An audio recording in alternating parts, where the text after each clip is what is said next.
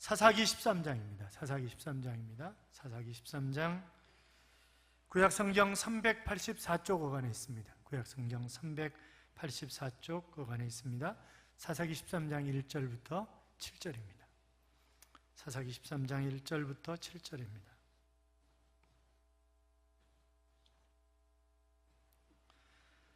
찾으셨으면 아멘. 교독합니다. 1절 제가 읽습니다. 이스라엘 자손이 다시 여호와의 목전에 악을 행하였으므로 여호와께서 그들을 40년 동안 블레셋 사람의 손에 넘겨주시니라.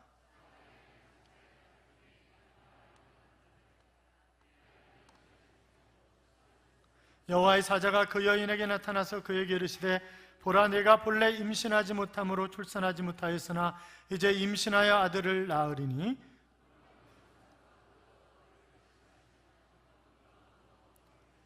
보라, 내가 임신하여 아들을 낳으리니 그의 머리 위에 삭도를 대지 말라. 이 아이는 태에서 나옴으로부터 하나님께 바쳐진 나실인이 됨이라. 그가 블레셋 사람의 손에서 이스라엘을 구원하기 시작하리라 하시니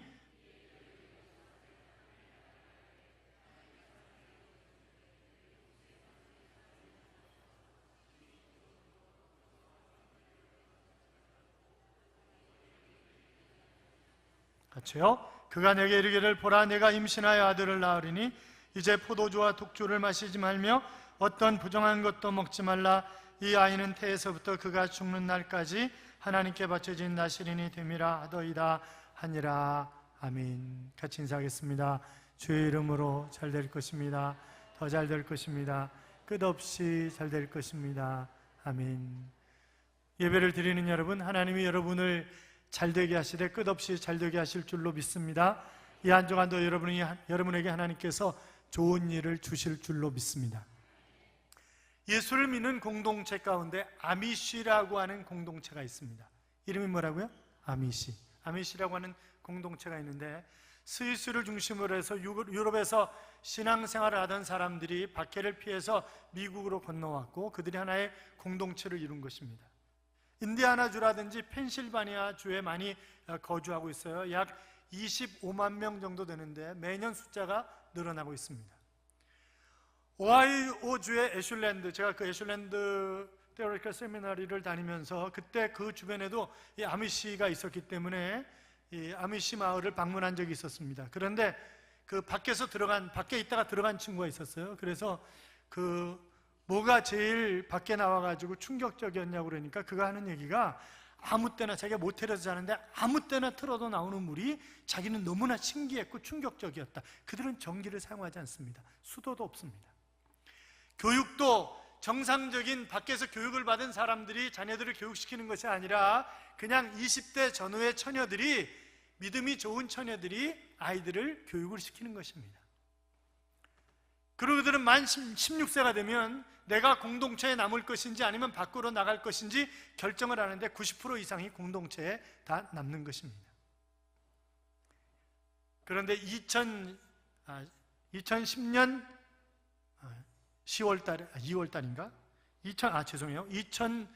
10월 2일 날 문제가 발생을 했어요. 우유도 배달하고 신문도 배달하는 한 친구가, 밖에 있는 친구죠. 아메시가 아닌데 밖에 있는 친구가 신이 나를 버렸다 라고 하는 그런 생각을 하면서 세상에 나 혼자다. 그리고 총을 들어가지고 아미시 마을로 들어간 거예요. 그래가지고 학교에서 수업하고 있는 애들을 쏴 갈겨 죽인 것입니다. 그래서 수업을 받던 10명 중에 5명이 죽고 5명이 부상을 입었습니다. 그런데 이제 뒤에 사건을 처리하는 과정에서 아미시가 어떤 사람들인가라고 하는 것을 확연하게 미국 전체가 다 알게 된 거죠. 이 아미시라고 하는 사람들이 그 배달부 이 사람도 자살했거든요. 자살했는데 그런데 이 총을 들고 교실에 들어왔을 때 13살이었던 마리안 피셔가 아저씨 총을 쏘시려면 저부터 쏴주세요. 저부터 쏴주세요. 그래서 제일 먼저 죽었어요. 그리고 그 동생이었던 11살짜리 바비 피셔가 아저씨 그 다음엔 저예요. 저를 쏴주세요. 그래가지고 그 아이가 총에 맞아 죽은 것입니다. 그러면 이 10명의 아이들이 전부 다 자기 먼저 쏴달라는 거예요. 자기 먼저. 왜? 내가 먼저 죽으면 뒤에 아이들이 안 죽을 수 있다는 생각 때문에 자기 먼저 죽여달라는 거죠. 결국 이 쏴 죽였던 이 사람도 자살을 했기 때문에 그 장례를 치르게 되었는데, 그런데 가서 그 가족들을 위로하고 그 장례식에 참석한 사람들은 전부 다 아미시들이었습니다. 그러니까 이 아미시들이 정말 대단한 거죠. 그렇잖아요. 이들은 학교에 가면 조이라고 되어 있습니다. 조이라고 학교에 간판이 크게 걸려 있습니다. 물론 기쁨이라고 하는 그런 뜻도 있지만 J는 Jesus first라는 거예요. 예수님이 먼저라는 거예요. 그 다음에 O는 others next라는 거예요. 다른 사람들이 두 번째라는 거예요. Y는 yourself last라는 거예요. 당신이 맨 마지막이라는 거예요. 늘 그런 교육을 받는 거죠. 그리고 그렇게 살아가는 거예요. 늘 다른 사람들을 섬기고 맨 마지막은 나다. 나 때문에 저 사람이 행복해질 수 있다면, 나 때문에 우리의 공동체가 행복해질 수 있다면 얼마든지 내가 희생해서 그렇게 해야 된다. 이 일을 통해서 하나님 앞에 영광이 된다고 한다면 나는 그렇게 살아야 된다. 그것이 아미시예요. 그래서 이 아미시들이 이제 그 애슐랜드 주변에 있는 이 아미시들이 월마트라든지 이런 데 이제 물건 사러 오면 마차를 타고 까만 옷을 입고 와요. 그래서 자주 보고 그랬습니다만 정말 대단한 그런 신앙인들입니다. 우리의 신앙은 어떻습니까? 내가 조금이라도 손해보지 않으려고 합니다. 내가 조금이라도 다른 사람에게 섬김을 받으려고 합니다. 저부터. 이게 섬기는 삶을 내가 잘 섬겨서 주변을 다 행복하게 해야 되는데 그게 잘 안 되는 거죠. 그게 잘 안 되는 것입니다. 어느 집에 앵무새를 길렀어요.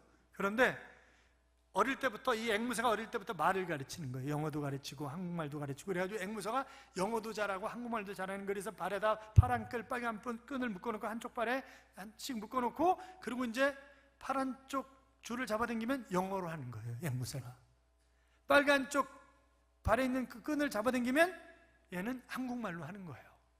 그 소문이 이제 온 동네 다 퍼진 거죠. 그래가지고 앵무새를 비싼 값에 사겠다고 그리고 온 사람이 있었습니다. 가져와가지고 앵무새를 쳐다보면서 얘가 뭐 영어도 하고 한국말도 한다면서요? 네, 그렇습니다. 참 신기하네요. 그러면 양쪽을 다 잡아당기면 어떻게 되나요? 이렇게 묻는 거예요. 그랬더니 앵무새가 딱 째려보더니 이 멍청아, 그러면 넘어지지, 그렇게 얘기를 하더라고요. 사랑하는 여러분, 내가 잘 버티고 있어야 되는데 내가 잘 버티지 못하는 것 때문에 우리 가정이 힘들 수 있습니다. 교회가 힘들 수 있습니다. 우리의 공동체가, 우리 민족이 힘들 수 있습니다. 내가 버틸 수 있을 때 잘 버티고 내가 잘 섬길 수 있을 때 잘 섬겨야 그래 행복한 그런 공동체가 될 수 있는데, 오늘 본문을 위시한 16장까지 쭉 보면 버티지 못하고 넘어지고 쓰러지고 민족을 힘들게 하고 했던 그런 한 사사가 나오는데 바로 삼손이라고 하는 사람입니다. 여러분, 이스라엘에는 영웅들이 많습니다. 출애굽시켰던 모세라고 하는 영웅이 있습니다. 뿐만이 아니라 골리앗을 넘어뜨렸던 누구예요? 다윗이라고 하는 사람이 있습니다. 태양아 너는 기브온에 머무르라. 달아 너도 아열론 골짜기 위에 그리할지어다. 누구예요? 여호수아라고 하는 사람이 있습니다. 그렇잖아요. 민족을 이끌고 그리고 바알 선지 아세라 선지를 다 쳐 죽이고 불수레를 타고 하늘로 살아서 올라간 그런 영웅도 있습니다. 이 사람 누구예요? 엘리야입니다. 그렇잖아요. 엘리야라고 하는 사람도 있습니다. 우리가 보았던 사사들도 정말 믿음의 영웅들이다, 그렇게 얘기할 수 있는데, 여러분, 삼손이 믿음의 영웅입니까? 아닙니까? 삼손 그러면 얼른 생각나는 게 뭐 있어요? 바람둥이, 힘세지만 머리카락 이거 얘기해가지고 완전히 인생 쫑난 사람, 뭐 이런저런 생각들이 나지 않으세요? 1910년에 제스 슈웨이더라고 하는 사람이 가방 공장을, 덴버라고 하는 도시에서 가방 공장을 차렸습니다. 모든 사람들에게 튼튼한 가방을, 이제 그것이 그의 슬로건이었어요. 모든 사람들에게 정말 튼튼한 가방을 선물하고 싶다. 그런데 1940년대 갑자기 그 세계가 가까워지면서 비행기 수요가 굉장히 많이 늘어난 거예요. 여행하는 사람들이 너무나 많아지고 가방 수요가 폭발적으로 일어난 거죠. 그래서 새로운 가방을, 정말 튼튼하고 바퀴가 달리고 새로운 가방을 만들어내면서 이름을 뭐로 할까라고 생각하고 기도하고 성경을 읽다가 삼손을 읽게 된 거예요. 그래서 힘이 센 사나이, 그게 샘소나이트예요. 그 샘소나이트라고 하는 가방이 그래서 1940년대에 만들어진 것입니다. 이 삼손, 정말 힘이 센 사람. 그런데 여러분, 삼손 이야기를 시작하면서 오늘 13장은 바로 삼손이 어떻게 출생했는가, 그 아버지가 마노아인데 다른 사사들은 그 출생에 관한 기록이 별로 나와 있지 않습니다만, 그러나 삼손에 관한 그런 기록은 출생 기록이 길게 나와 있다고요. 마노아라고 하는 사람이 아버지인데 어머니가 임신을 하지 못해서 그래서 천사가 와가지고 아들을 낳을 것인데 그를 나실인으로 키워라, 그렇게 말씀하셨다, 뭐 이런저런 얘기들을 하고 있는 것을 우리가 보게 됩니다. 자, 그래서 이 삼손이 태어나가지고 결국 성장을 하는데, 그런데 14장부터 보면 매 장 시작할 때마다 여자 얘기가 나와요. 14장 1절에 보면 블레셋 여자를 보고, 그리고 15장 1절에 보면 결혼한 이방 아내를 찾아갔다고 그랬고, 16장 1절에 보면 한 기생을 보았다고 그랬고, 4절에 가면 들릴라를 사랑하며, 그렇게 등장하는 것을 보게 됩니다. 아니, 맨날 장을 시작할 때마다 여자 얘기만 나오는 게, 뭔 사사가 맨날 여자 얘기만 나온대요? 그렇잖아요.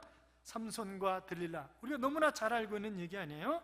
그런데 이 삼손이 300마리의 여우를 잡아가지고 꼬리에다가 불을 붙여가지고 딥나 평원을 불살랐던 그런 사람이잖아요. 나귀뼈 하나 가지고 1000명을 때려 죽였던 그런 장수잖아요. 그 사자를 마치 새끼 양을 죽이듯이 그냥 찢어 죽이는 그런 힘센 사나이가 바로 삼손이었는데, 물론 나중에는 맨손으로 기둥을 뒤흔들어가지고 무너져가지고 한꺼번에 다 사람들이 죽었던 그런 이야기도 나옵니다만, 여러분, 그런데 이 사사기를 히브리인들은 예언서 속에 집어넣습니다. 성경을 분류하잖아요. 예언서, 뭐 역사서, 시가서, 뭐 이렇게 쭉 성경을 분류하잖아요. 성경을 분류하는데 히브리 사람들은 사사기를 예언서에다 넣는 거예요. 그러니까 사사들은 뭐예요? 예언자들이라는 거예요. 그래서 그들이 바로 하나님에게 말씀을 받아서 우리들에게 뭔가 전해주는 그런 교훈이 있다는 거죠. 그러면 삼손을 통해서 우리에게 주시는 그런 교훈이 도대체 뭐냐라고 하는 것입니다. 아니, 이 삼손에게 나타난 하나님이 어떤 분이신가, 그 하나님이 어떤 분이신가를 알면 내가 이렇게 신앙생활을 해야 되겠다라고 하는 그런 도전을 받을 수가 있는 거죠. 첫째는 역사의 주인은 하나님이시라고 하는 사실입니다. 역사의 주인이 누구라고요? 하나님이시라고요? 자, 삼손이라고 하는 이름의 뜻, 힘이 세다, 이것은 본래 써니보이입니다. 작은 태양입니다. 작은 태양이에요. 그래서 태양을 상징하는 셈쉐라고 하는 그런 단어와 온이라고 하는 그런 지도사가 붙어서 셈시온, 작은 태양, 그런 의미입니다. 자, 그러니까 그 시대가 칠흑같이 어두운 그런 암흑시대였는데, 보라, 드디어 한 사람이 혜성처럼 나타났다. 그가 삼손이라는 거예요. 삼손이라는 이름의 뜻이 그런 이름의 뜻이에요. 자, 그런데 보세요. 이 삼손을 이 땅에 보내시고 그 다음에 계획하시고 연출하신 분은 누구세요? 하나님이세요. 하나님이시라고요. 자, 이 단지파인데, 단지파가 이스라엘 동쪽에 있는 지파예요. 그래서 블레셋에게 늘 어려움을 겪는 거예요. 너무너무 어려움을 겪는 거예요. 그래서 이 단지파가 어려움을 겪으니까 하나님 앞에 기도하지 않았겠어요? 그런데 기도하기 전에 하나님은 이미 삼손을 준비하신 것입니다. 여러분, 1절을 좀 보세요. 1절 봐요. 1절 같이 읽겠습니다. 이스라엘 자손이 다시 여호와의 목전에 악을 행하였으므로 여호와께서 그들을 40년 동안 블레셋 사람의 손에 넘겨주시니라. 아멘. 지금 우리가 사사시대를 계속 보고 있습니다만 계속 나오는 단어가 뭐예요? 다시, 또다시, 또다시, 이제 그런 단어잖아요. 이들도 또다시 죄를 범한 거예요. 하나님 뜻대로, 하나님이 원하시는 대로 살아야 되는데 조금 등 따스고 배부르면 딴짓거리 하는 것 때문에 하나님이 이번에는 블레셋을, 여러분, 죄가 반복되면 한두 번은 실수라고 얘기할 수 있어요. 그러나 한두 번 넘어가면요, 그건 고의적이에요. 그렇잖아요. 그래서 그 형량도 더 무거워져요. 형량도 훨씬 더 무거워지잖아요. 저놈은 지난번에도 들어왔어, 이러고 더 때리잖아요, 이거. 그러니까 이게 죄질이 무거운 거예요. 그래서 아예 40년 동안 블레셋에게 압제를 당하게 했는데, 견디다 못한 단지파가 하나님 앞에 기도했을 때 아니, 하나님이 기도하기 전에 바로 이 삼손을 준비하셨다고요. 사랑하는 여러분, 우리에게 어떤 어려움과 역경이 있다 할지라도 역사의 주관자 되신 하나님이, 나를 이 땅에 보내신 하나님이 문제를 해결하기 위해서 이미 하나님은 준비하고 계시다고 믿습니다. 그렇잖아요. 하나님 바로 그런 하나님이세요. 자, 또 한 가지는 이 사람이 5절과 7절을 보면 나실인이에요. 나실인이 해서는 안 되는 세 가지가 있습니다. 첫째는 뭐죠? 포도주와 독주를 마시면 안 됩니다. 두 번째는요, 머리에 삭도를 대면 안 되는 거예요. 세 번째는요, 시체를 만지면 안 되는 거예요. 자, 포도주와 독주를 마시지 말라고 하는 얘기는 어떤 얘기냐면 세상 쾌락에 같이 동화되지 말라고 하는 거예요. 깨끗하고 거룩한 삶을 살아가라는 거예요. 머리에 삭도를 대지 말라. 머리는 그리스도의 영광을 의미하는 것입니다. 하나님의 영광을 의미하는 거예요. 그러니까 하나님의 영광을 추구하는 삶을 살아가야지 그렇지 않으면 안 된다라고 하는 그런 의미가 담겨져 있는 거예요. 그 다음에 시체를 만지지 말라. 그 부모 형제의 시체도 만지지 말라는 거예요. 시체는 뭐예요? 이스라엘 백성들이 부정한 것으로 여기는 거예요. 그러니까 부정한 짓을 해서는 안 된다는 거예요. 깨끗하고 정직하고 아름다운 그런 삶을 살아야지 그렇지 않으면 안 된다는 것입니다. 그래서 나실인으로 하나님이 삼손을 이 땅에 보내셨으니까 나실인으로 잘 키우라, 그렇게 말씀하셨는데, 나실인도 임시직이 있고 그 종신직이 있어요. 그런데 종신직 나실인은 누구냐면 누구일까요? 우리 삼손 얘기하고 있어요. 삼손이라고 하는 사람, 또 한 사람 엘리야라고 하는 사람, 또 한 사람은 세례 요한, 이 세 사람을 우리가 종신직 나실인이다, 그렇게 얘기를 한단 말이죠. 그럼 우리는 어떠냐? 우리는, 여러분, 이 시대에 하나님이 나실인이 필요하셔서 우리를 이 땅에 보내신 거예요. 그래서 베드로전서 2장 9절에 보시면, 너희는 택하신 족속이요 왕같은 제사장들이요 거룩한 나라요 그의 소유된 백성이니 이는 너희를 어두운 데서 불러내어 그의 기이한 빛에 들어가게 하신 이의 아름다운 덕을 선포하게 하려 하심이니라 그랬습니다. 여기 나실인이라고 하는 단어는 없지만 왕같은 제사장, 거룩한 나라, 소유된 백성, 이런 것이 다 나실인을 의미하는 그런 표현들입니다. 그러므로 우리는 어떻게 해요? 이 땅에 살아가면서 나실인처럼 살아야 되는 거예요. 예수 그리스도를 구주와 주님으로 영접한 하나님의 자녀들은 뭐처럼 살아야 된다고요? 나실인처럼 살아야 된다고요? 그래서 디모데후서 2장 21절에 보면, 그러므로 누구든지 이런 것에서 자기를 깨끗하게 하면 귀히 쓰는 그릇이 되어 거룩하고 주인의 쓰심에 합당하며 모든 선한 일에 준비함이 되리라, 그렇게 말씀하고 계시는 것을 우리가 보게 됩니다. 사랑하는 여러분, 역사를 움직이시는 분 누구라고요? 하나님이시라고요. 나를 이 땅에 보내신 분 누구라고요? 하나님이시라고요. 그 하나님이 그래서 1절 후반절에 여호와께서 그들을 40년 동안 블레셋 사람의 손에 붙이시니라, 역사의 주관자는 하나님이시다, 이제 그런 얘기를 하고 있는 것을 우리가 보게 됩니다. 어느 날 비행 항공술의 선구자인 핸드리 페이지가 많은 관중들 앞에서 에어쇼를 하고 있었어요. 그런데 갑자기 한참 에어쇼를 하고 있는데 바스락 소리가 나는 거예요. 비행기 안에서 쥐가 전선을 깎는 그런 소리였습니다. 만약 전선이 끊어지거나 합선이 되면 비행기는 봐도 곤두박질할 터인데, 그러면 수많은 사람 앞에서 이 비행기가 곤두박질했을 때 어떤 현상이 나타날 것인가, 불을 보듯 뻔한 거 아니겠어요? 그래서 하나님 앞에 기도합니다. 하나님, 어떻게 해야 됩니까? 하나님이 봐주십시오. 그리고 비행기를 하늘 위로 쫙 올리는 거죠. 올리는 거예요. 그런데 얼마 지나서 바스락 끓는 소리가 사라지더라는 거예요. 그래서 에어쇼를 무사히 마치고 내려서 보니까 쥐가 죽어 있더랍니다. 쥐가 어떻게 죽었을까요? 쥐가 고소공포증이 있어서 죽은 게 아니라, 이 쥐가 기압이 높은 데로 올라가면 죽는답니다. 이게 사람보다 빨리 죽는데요, 이게 숨을 못 쉬어가지고. 그래가지고 쥐가 죽은 거였어요. 그러니까 이 조종관을 붙잡고 하늘로 올리신 분도 하나님이시라고 믿습니다. 그렇잖아요. 그러니까 모든 것이 다 인간의 뜻대로 이루어지는 것 같지만, 그러나 그것은 다 하나님의 계획 속에서 이루어져 가는 것이다 라고 하는 사실을 믿으시기 바랍니다. 자, 구별된 그런 나실인으로 살기를 원하시는 하나님이시다 라고 하는 것을 우리가 볼 수 있는데, 그래서 이 아이는 태에서 나옴으로부터 하나님께 바치운 나실인이 됨이라 라고 말씀하고 있는 것을 우리가 볼 수 있어요. 여러분, 그러나 그는 성별된 나시린으로 하나님이 이 땅에 보내셨지만 나시린으로서의 의무를 다하지 못하는 그런 삶을 살다가 결국 두 눈이 뽑히고 이 여자한테 홀딱 빠져가지고 두 눈이 뽑히고, 물론 나이가 들면 다 여자 말을 잘 들어야 되잖아요. 그렇잖아요. 근데 나이가 들수록 여자들이 세지더라고.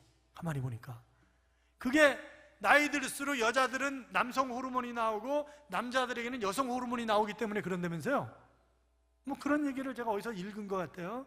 근데 뭐 우리 집이 꼭 그렇다는 얘기는 아니고, 보면 나이가 들어가면서 대꾸가 많대. 그러면서 그 얘기를 해요.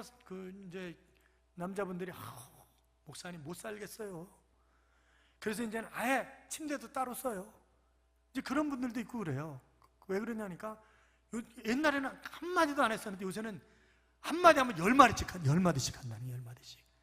그래서 아주 지겹다고 막 이제 그러고 그러던데, 그래도 뭐 어쩔 수 없잖아요. 왜냐하면 이미 은퇴하신 분들은 여자한테 돈이 다 넘어가 있기 때문에 외출도 제대로 못하는 거잖아요. 외출한 사이에 이사가 버릴까봐. 그래가지고 외출도 제대로 못한다고 그러는데,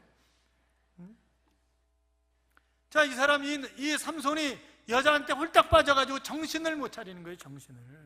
그래서 결국 발설하지 말아야 할 것까지 발설하는, 그러니까 세상에 취한 거잖아요. 완전히 세상 쾌락에 빠져가지고 하나님 등지고 사는 삶을 살다가 물론 마지막에 정신을 차리고 살았죠. 그래서 히브리 11장에 보시면, 여러분 히브리 11장은 믿음의 장이잖아요. 믿음의 장인데 거기에 삼손이라고 하는 이름이 나와요.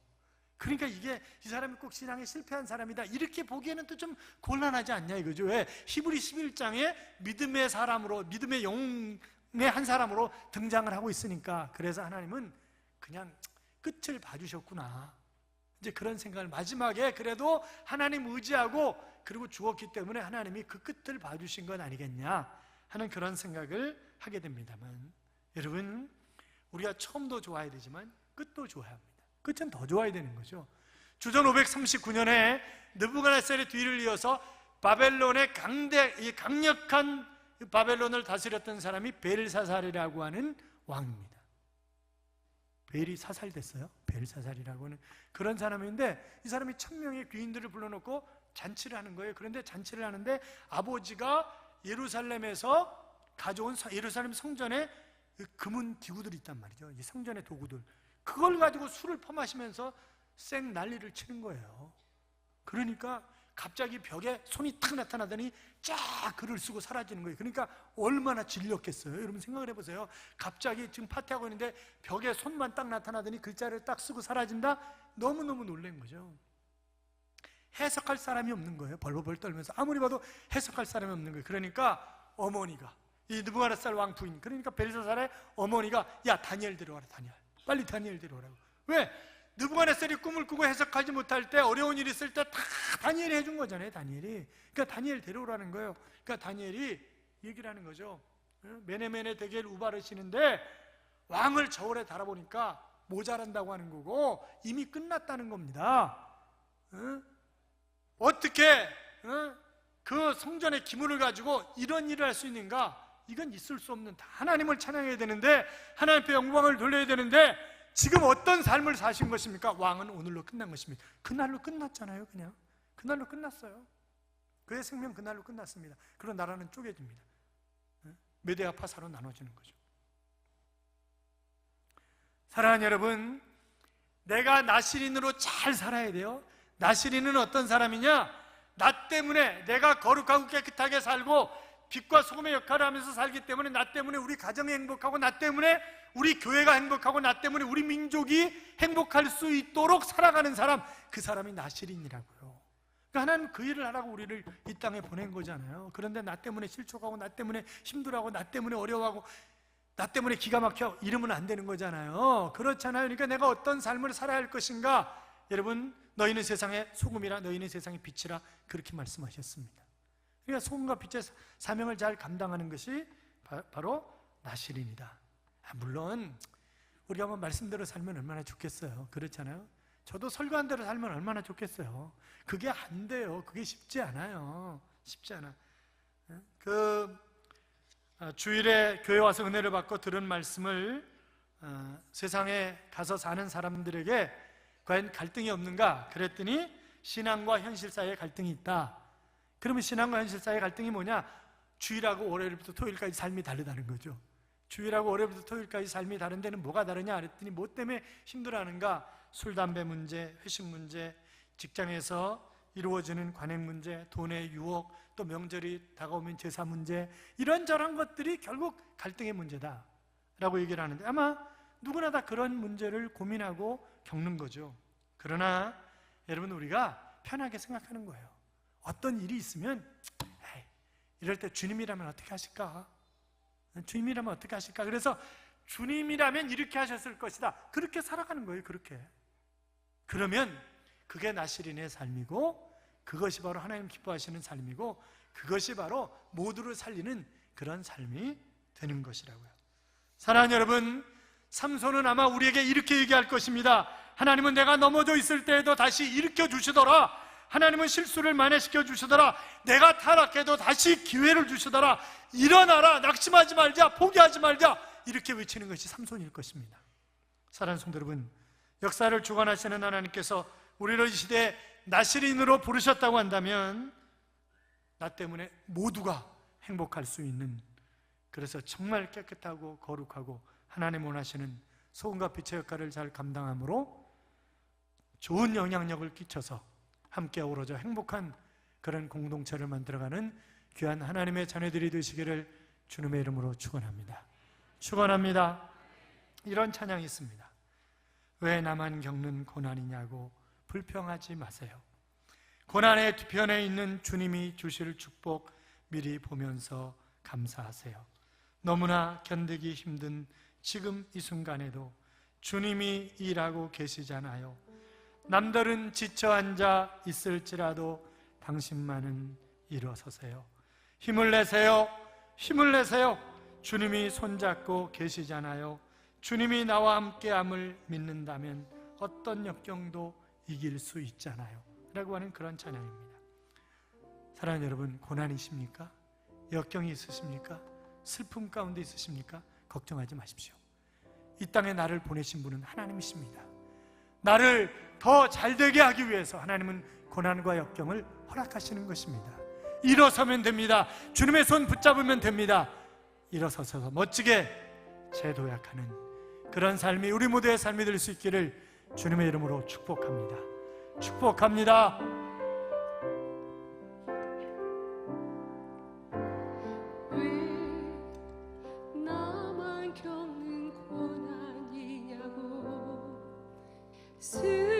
슬퍼하지 마세요. 고난의 뒤편에 있는 주님이 주실 축복 미리 보면서 감사하세요. 너무 견디기 힘든 지금 이 순간에도 주님이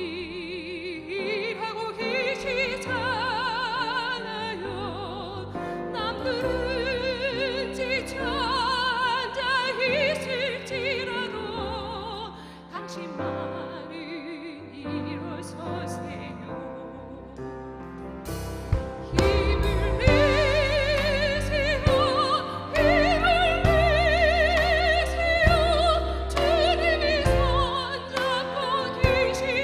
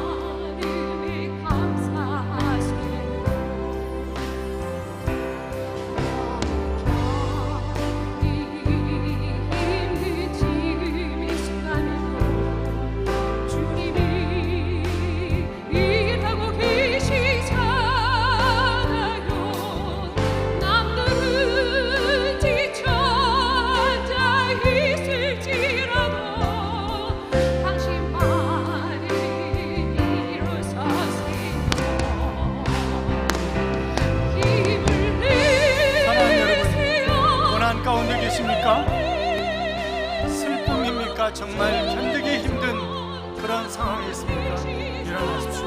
하나님이 여러분을 붙잡으실 것입니다. 여러분을 보내신 분은 하나님이십니다. 이길 수 있습니다. 견딜 수 있습니다. 우리 멋지게 행복한 미래를 함께 열어가기를 소원하면서 주님 손잡고 일어서세요. 함께 부릅니다. 나만 겪는 고난이라도 슬퍼하지 마세요. 고난의 뒤편에 있는 주님이 주실 축복 미리 보면서 감사하세요. 견디기 힘든 지금 이 순간에도 주님이 일하고 계시잖아요. 남들은 지쳐 앉아 있을지라도 당신만은 일어서세요.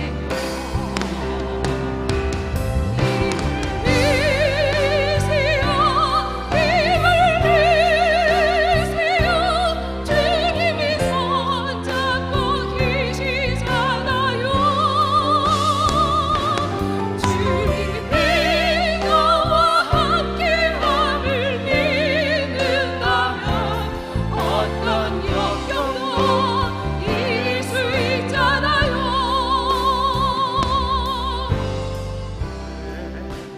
이런 슬픔 찾아왔는지 원망하지 마세요. 당신이 일을 너보다 주님께 받으면 더 많음에 감사하세요. 견디기 힘든 지금 이 순간에도 주님이 일하고 계시잖아요. 남들은 지쳐 앉아 있을지라도 당신만은 일어서세요. 힘을 내세요. 힘을 내세요. 주님이 손잡고 계시잖아요.